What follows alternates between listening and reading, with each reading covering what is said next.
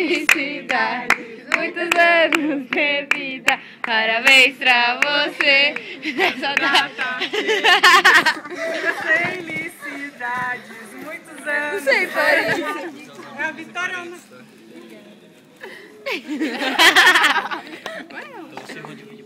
Que susto. É, por pessoa, tá? São 26,40. Isso.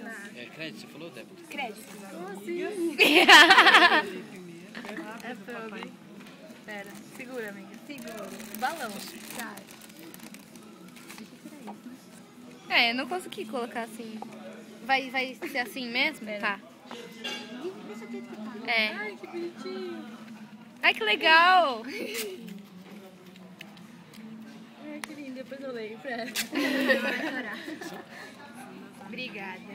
Ai, gente. Nossa, muita coisa. Calma.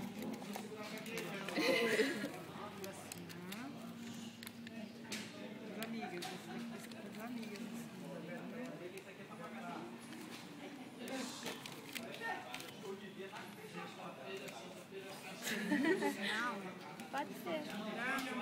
Mágica. Segura aqui. Quer me dar? Vai cair meu chapéu. Tendência. Né? Deixa eu ver. Tem mágica. Ah.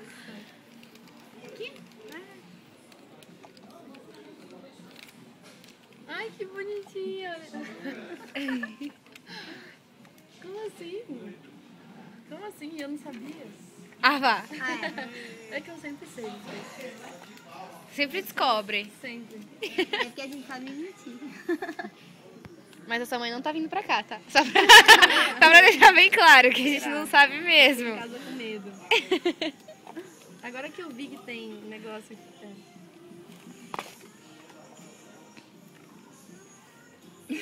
Oh, meu Deus. Aí, acabei de falar dos nenéns.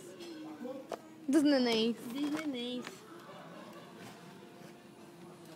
Que lindo. Flávia, Gil, Pedro e Júlia. Os nenéns escrevendo pra mim, você viu? Ah. Que lindo, gente. Obrigada. Muito obrigada.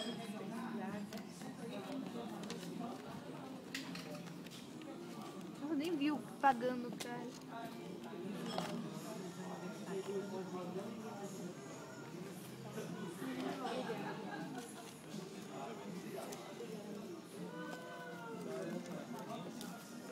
Prazer é sempre lindo. Qual suas amigas é a Tatá?